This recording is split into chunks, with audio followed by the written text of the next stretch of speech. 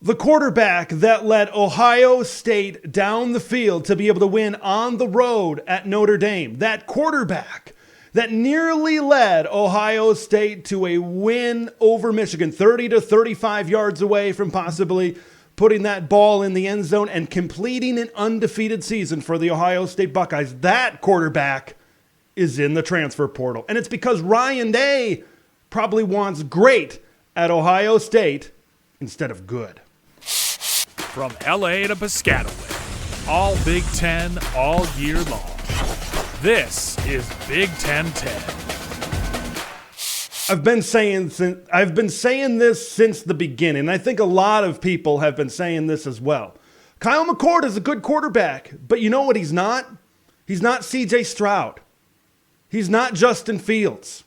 He's not the standard at quarterback at Ohio State. The Buckeyes have such high expectations, and their track record speaks for itself from Urban Meyer going into Ryan Day. The track record is there at Ohio State. And what this transfer, what Kyle McCord entering the transfer portal really tells me is Ryan Day at the end of the season saying, I can do better. We can do better. I know that the quarterback transfer portal market is going to be hot. It is going to be spicy. And I look what I got in Kyle McCord, and I think we can do better. If we want to take that next step, if we want to beat Michigan, we have to do better to get back to our standard at the quarterback position for the Ohio State Buckeyes. So you know what this transfer portal entry really screams to me? It screams to me that Ryan Day met with Kyle, probably similar to what PJ Fleck did with Ethan Kaliak-Manis in Minnesota. Met with him at the end of the season and said, hey, Kyle, you did good, but we have a little bit of a higher standard here at Ohio State. Thank you for your service to Buckeye football, but we're going in a different direction. Of course, Kyle McCord didn't want to kind of stick around. Ohio State and Ryan Day probably said, we're going after a quarterback in the transfer portal, so thanks but no thanks. You can kind of move on to greener pastures. It's kind of the reality in college football right now. Okay, I might know this might be tough, but this is the reality. When the transfer portal is the way it is, when you see the names that are out there in the quarterback transfer portal market, it may, like at first I was a little bit surprised. Wow, Kyle McCord in the portal, an 11-1 quarterback. But then when you kind of step a few steps back and you really think about it, it's not that surprising whatsoever, considering the pressure that is on Ryan Day at Ohio State, considering the standard in Buckeye land, and considering the day and age that we live in with the transfer portal and all that is out there. The expectations are sky high in Columbus, Ohio, and I think that's why this move was made. When you look at Kyle McCord and his numbers and his journey at Ohio State, it's pretty good. Good, but not great. Kyle McCord enrolled at Ohio State in 2021, high 4-star, low 5-star, depending what service you really look at. Sat a couple of years, stayed in Columbus, Ohio. A lot of quarterbacks in that Ohio State quarterback room transferred out. Jack Miller transferred out. Of course, Quinn Ewers transferred out and ended up at Texas, but Kyle McCord stuck around. Started his junior season, this season, of course, in 2023 with the Ohio State Buckeyes. And when you look at his numbers, they're pretty good. A lot of teams in college football would kill for those numbers. Iowa would kill for those numbers. Nebraska would kill for those numbers. A lot of colleges would kill for a guy like Kyle McCord, which we'll get to in just a little bit. But when you factor in the talent level that is in Columbus, Ohio, the wide receiver room that they had this season, it just wasn't good enough for the folks in Columbus, Ohio, despite those statistics over there with Kyle McCord. So here's the thing that we need to keep in mind with Kyle McCord. Kyle, you got to understand you're going to take a step down in the offense, in the talent that you will have around you.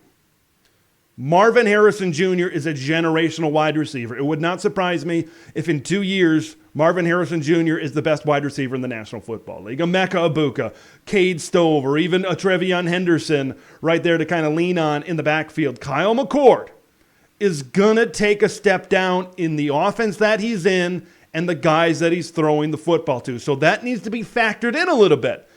Did these Ohio State wide receivers, did this offense bail out Kyle McCord a little bit? I just showed you the numbers.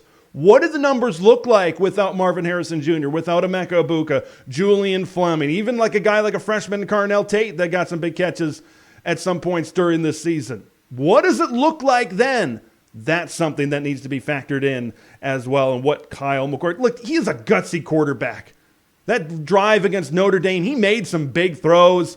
In the Michigan game, he made some big throws, but those games are kind of maybe a microcosm of this season for Kyle McCord. Did he make some big plays? Absolutely. Did he throw some balls behind Marvin and behind some of these wide receivers? Was he inaccurate? Yes. Inaccurate and inconsistent are maybe two words at times to describe Kyle McCord. Maybe more inconsistent than inaccurate. At times he was inaccurate, but a lot of times he was inconsistent, where when he was good, he was really good.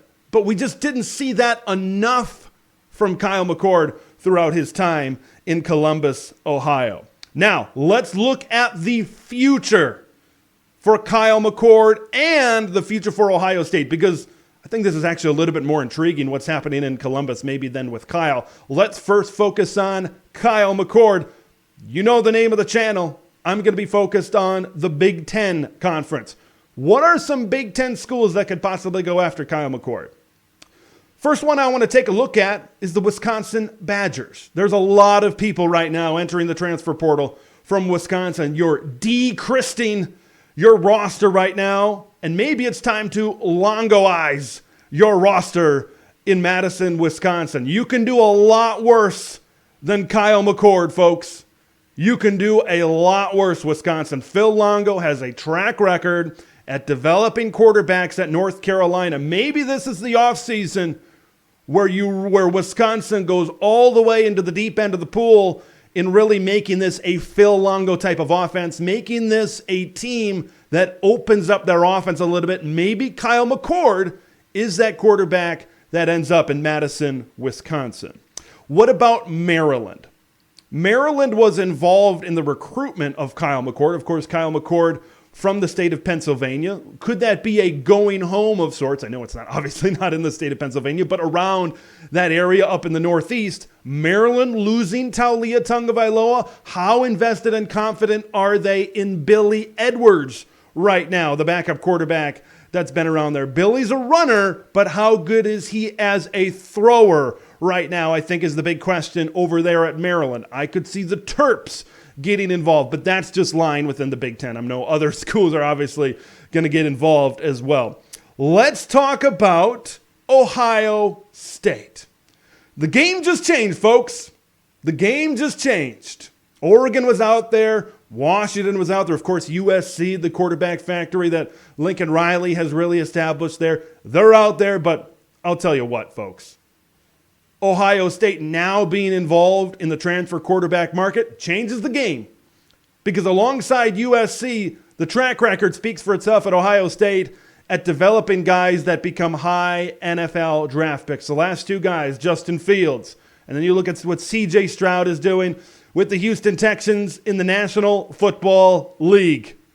Folks, Ohio State is going to be a major player. The Dante Moores, the Cam Wards, the Dylan Gabriels, they're all going to be in the mix at Ohio State. But something tells me Ryan Day had his eyes maybe on somebody.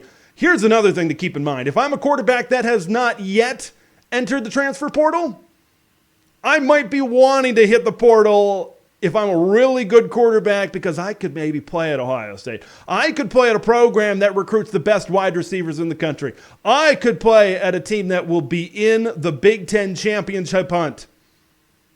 That's pretty enticing. That's pretty enticing right there. This is the world we live in, folks. We're a quarterback that goes 11-1, that nearly goes undefeated, is in the transfer portal and is looking for a new home for the 2024 season. Thanks for watching Big Ten Ted, where it's all Big Ten all year long. Make sure to like the video to spread the word of Big Ten Ted to the masses, and subscribe to the channel for updates on Big Ten content that drops every day.